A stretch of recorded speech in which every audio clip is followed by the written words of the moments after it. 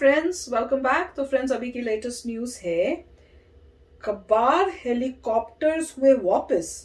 India to return 3 unused helicopters 10 years garbage हैं। क्या मतलब? इसका मतलब क्या है कि बेकार हेलीकॉप्टर्स थे कोई और 10 साल से पड़े हुए थे क्या, और 10 साल से पड़े थे, अब वो रिटर्न करेंगे 10 साल के बाद। मुझे तो यही समझ में आया है। ये आप लोगों को क्या समझ में आया है? तो अगर वाकई ऐसी बात है तो दैट इज अमेजिंग यार। 10 साल बाद कौन वापस करता है और कौन वापस ले लेता है? अगर वाकई ये है तो कमाल ही होगा। तो चलो पहले वीडियो शुरू करते हैं। वीडियो शुरू करने से पहले अगर आप चैनल पर नए हो और आपने अभी तक सब्सक्राइब नहीं किया है तो जल्दी से पहले सब्सक्राइब के बटन और बेल आइकन को क्लिक कर लो ताकि आपको हमारे सारे न्यू वीडियोस के नोटिफिकेशन मिल जाए जैसे हम अपलोड करें। अगर आपको वीडियो पसंद था प्लीज लाइक एंड शेयर। चलिए शुरू करते हैं। पर शुरू करने से पहले यस, मैं हमेशा भूल जाती हूँ, जो दूसरे 2 चैनल्स हैं उनको भी सब्सक्राइब कर लो। चैनल के नाम है Indian American world and Indian American reactions. उनके लिंक्स हैं डिस्क्रिप्शन बॉक्स में, उनको कर लेना आप, ताकि कई वीडियोस अगर उसमें लगे तो आपको वहां पे, आपको अगर आपके भी रिक्वेस्ट के वीडियोस थे तो आपको वो पता वहां पे दिख जाएंगे, और आपके रिक्वेस्ट के नहीं थे और आपको टाइम पास करना है तो आप वो भी वीडियोस देख सकते हो। और साथ में क्या करना है, ट्विटर में आप फॉलो करिए, जिससे कभी भी हमारा कोई भी वीडियो पब्लिश होता है तो उसमें ट्वीट आ जाएगा। एंड आई थिंक ट्विटर में फॉलो करना इज द बेस्ट, क्योंकि उसमें आपको सारे चैनल्स के जो है ऑटोमेटिकली आपको जैसे ही लगते हैं वहां पे आपको मैसेज आ जाता है। क्या कमाल है ना? तो चलो वीडियो शुरू करते हैं। 10 सालों तक पालम एयर बेस पर ऐसे ही पड़े रहने के बाद आखिरकार अब भारत उन 3 हेलीकॉप्टर्स को लौटाने का डिसीजन ले चुका है, जिन्हें इटली से 3600 करोड़ रुपए की डील के अंतर्गत लिया गया था। आपको बता दें कि अगस्टा वेस्टलैंड के 12 हेलीकॉप्टर्स इटली से खरीदे गए थे और 12 में से 3 हेलीकॉप्टर्स भारत को नवंबर 2012 में डिलीवर भी कर दिए गए थे। पर अगस्त 2013 आते आते सीएजी ने इस डील को लेकर कुछ बड़े घपलों के बारे में खुलासा किया था, लेकिन तब तक भारत 106 मिलियन यूरो की पहली किश्त ऑलरेडी इटली को पे कर चुका था। खैर 10 सालों से ये तीनों हेलीकॉप्टर्स बिना अपनी सर्विस दिए इंडियन एयरफोर्स के बेस पर जंग खा रहे थे, इसलिए इनका इस्तेमाल वीवीआईपीज के लिए नहीं किया जा सकता। और अगर इन हेलीकॉप्टर्स का इस्तेमाल कार्गो ढोने के लिए भी किया जाता तो भी इन्हें काम चलाऊ बनाने के लिए स्पेयर्स की जरूरत पड़ती और फिर से इसके लिए इटली के साथ एक नया एग्रीमेंट साइन करना पड़ता। अभी तक ये हेलीकॉप्टर्स इसलिए भी नहीं लौटाए गए थे क्योंकि इनकी मैन्युफैक्चरर को बैंड ऑर्गेनाइजेशंस की लिस्ट में डाला हुआ था, पर क्योंकि अब इस कंपनी को ब्लैक लिस्ट में से हटा दिया गया है, इसलिए अब इन हेलीकॉप्टर्स को लीगली लौटाया जा सकता है।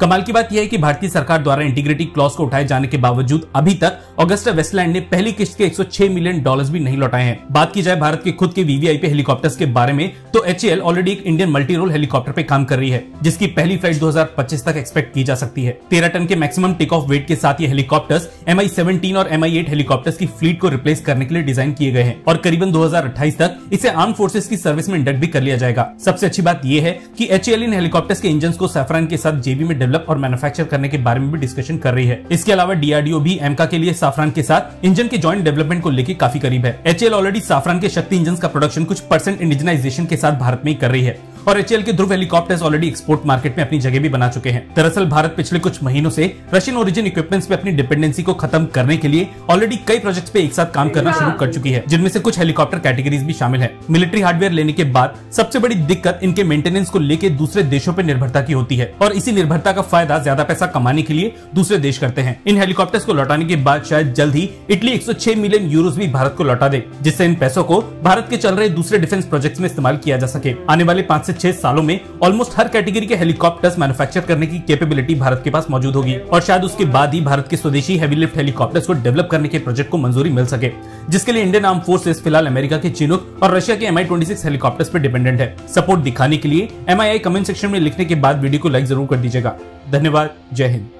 तो फ्रेंड्स, जो मैंने सोचा था वही था कि क्या 10 साल के बाद, मतलब वो खोले भी नहीं है ऐसे लगता है, पैक्ड के पैक्ड ही है ऐसे लग रहा है कि पूरा, यहाँ तो हो सकता है कवर किया हो कि भाई खराब, जैसे होता है ना कि प्लेन्स को कवर कुवर करके अंदर रखते हैं, हो सकता है वैसे हेलीकॉप्टर को कवर किया, जो मुझे लग रहा है कि भैया हेलीकॉप्टर को पैक्ड ही है, तो वैसे के वैसे पड़े, वो भी पालम एयरबेस में दिल्ली में। वो मुझे याद है क्योंकि हमारे तो मेन पालम होता था, पापा जाते थे वहां पे ऑफिस के काम से, तो वो मुझे याद है। तो वहां पे 10 साल से पड़े हुए हैं, कमाल की बात है। तो वो नहीं समझ में आया, अब ठीक तरह मुझे ये क्लैरिटी नहीं हुई है कि वो इसलिए वहां पड़े हुए थे क्योंकि उनमें गड़बड़ कुछ, उन्होंने क्या बोल रहे थे कि कुछ मतलब डीलिंग्स में कुछ लगा कि किसी ने पैसे खाए हैं या कुछ उस टाइप से लगा, कुछ गड़बड़ है, तो इसलिए उनको खोला ही नहीं और इसलिए अब वो वहीं पड़े रहे हैं और उनको रिटर्न भी नहीं किया।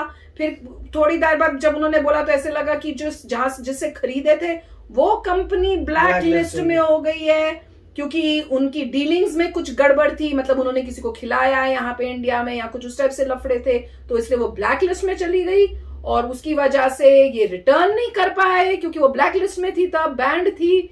अब वो ब्लैक लिस्ट से क्या हट गई है, तो इसलिए अब हम रिटर्न कर सकते हैं। अब रिटर्न कर रहे हैं, पता नहीं, फिर उसके बाद उन्होंने कहा कि पैसे हमें पता नहीं कितने वो हैं, उन्होंने वापस नहीं किए हैं, हम दे चुके हैं पर वो वापस नहीं आए हैं। तो मैं तो कंफ्यूज हो गई, सच्ची बताओ, मेरे को समझ नहीं आया कि क्या लफड़ा क्या है, क्यों मतलब पैसे क्यों नहीं वापस आ रहे हैं। और ये 3 जो है ये रिटर्न कर दिए कि करने वाले हैं, अब मैं टोटली कंफ्यूज हो गई। राइट, मगर अच्छी बात यह है कि रिटर्न हो पा रहे हैं और उन्होंने कहा था लीगली। तो जो भी लीगल टर्म्स हैं उसके अकॉर्डिंग जब भी वो कंपनी जो ब्लैक लिस्ट हुई थी वो ब्लैक लिस्ट से जब हटी है तो उन प्रोसेस के हिसाब से आप उनको रिटर्न कर सकते हैं। तो यही अच्छी बात है कि रिटर्न हो जाएंगे। उन्होंने ये बोला कि अभी हम यूज नहीं कर रहे और अगर हमें किसी और रोल में यूज करना है तो उनसे पार्ट्स लेने पड़ेंगे, फिर एक और डील करनी पड़ेगी, फिर पार्ट्स आएंगे। मगर बेसिकली ये हेलीकॉप्टर ज्यादा यूजफुल नहीं है और उसका मेन रीजन एक मेक इन इंडिया भी है कि बहुत जल्दी हमारे अपने आने वाले हैं जो इनसे जो फोटो दिखा रहे थे बनाने वाली, वो तो बड़ी अच्छी लग रही थी, अंदर से क्या ऐसे लग रहा था कोई लग्जरी हेलीकॉप्टर लग रहा था मुझे तो। राइट, और यही लग रहा है कि हम अपने खुद के इंजन यूज कर रहे हैं अब, जिसमें जिसकी बात हो रही थी कि एक बार इंजन जो है उस पर और थोड़ा काम होगा, तो मेरे ख्याल से 2025 तक एक्सपेक्टेड है कि वो इंजन ठीक हो जाएगा और मल्टी रोल जो हेलीकॉप्टर्स है वो आ जाएंगे। मतलब आर्मी में भी यूज कर सकते हैं, लोगों के VIP के ट्रांसपोर्टेशन के लिए भी यूज कर सकते हैं, तो बहुत अच्छी बात है। और स्पेशल उन्होंने कहा था कि रशिया से डिपेंडेंस कम कर रहे हैं, वो चाहते हैं सभी से कम कर रहे हैं कि अपना खुद बनाओ और खुद करो। तो ये बहुत ही अच्छी बात है जो हो रहा है। और ये भी अच्छी बात है कि दूसरा बंदा रिटर्न एक्सेप्ट कर रहा है क्योंकि लीगली आप कर सकते हैं, मगर हो सकता है कॉन्ट्रैक्ट में हो कितने सालों तक करना है, लीगल है, वो टर्म्स में होगा तो हो सकता है इसलिए वो ले रहे, नहीं तो कोई नहीं लेगा, मुझे तो नहीं लगता। तो वो तो कोई लेता नहीं हो, तो लीगली अगर आप कर सकते हैं तो होगा। मगर अब क्वेश्चन ये भी है कि उनको x amount of euros return करना पड़ेगा। इसका मतलब हमने पेमेंट यूरोज में की होगी, अब यूरोज में रिटर्न हो गया और कहीं और मतलब कहीं और पैसा लगेगा रिसर्च एंड डेवलपमेंट में, तो काफी अच्छी बात है। और क्योंकि इतनी महंगी चीज है, पता नहीं क्या बोला था, इसको रिटर्न करना मतलब ये तो मतलब ऐसा है कि सोने की खान पड़ी हुई है, उसको रिटर्न करो भैया। अब इसको रिटर्न कैसे करेंगे ये भी देखना पड़ेगा। उड़ तो सकते नहीं, ऐसे ही भेजे जाएंगे, तो या तो अगर नहीं कार्गो में जाएंगे, मेरे को मोस्ट लाइकली कार्गो वार्गो में पूरा प्रोटेक्शन करके कि बहुत ये क्रिटिकल चीज है, पता नहीं इटली तक शिप से हो सकता है, शिप से जाए तो काफी महंगा काम है शिप से जाना और इतना क्रिटिकल सामान जाएगा पहुंचेगा। मगर अच्छी बात है कि रिटर्न होने, तो काफी अच्छी न्यूज थी। मेरे ख्याल से focus mostly make in India पे था कि मेक इन इंडिया की अब चीजें आ रही हैं तो इसको आप रिटर्न करिए। काफी अच्छा वीडियो, अमेजिंग था यार। 10 साल बाद मैं तो सोच के मुझे लगा मेरे को पढ़ने में रिटर्न पॉलिसी बड़ी कमाल की थी, पर गफले क्या किए वो समझ नहीं आ रहा। अगर आपको पता हो तो जरूर शेयर करना कि ऐसे कौन से गफले थे और किसने किए थे और क्या था। तो चलो फ्रेंड्स चलते हैं, मिलेंगे नेक्स्ट वीडियो में बहुत ही जल्द। Till then take care and bye bye. तो अगर आप मेरे इस चैनल पे नए हो तो जल्दी से सब्सक्राइब के बटन को हिट करो और बेल आइकन को क्लिक करो ताकि आपको मेरा जब नया वीडियो मैं लगाऊं आपको उसके बारे में जल्दी से पता चल जाए।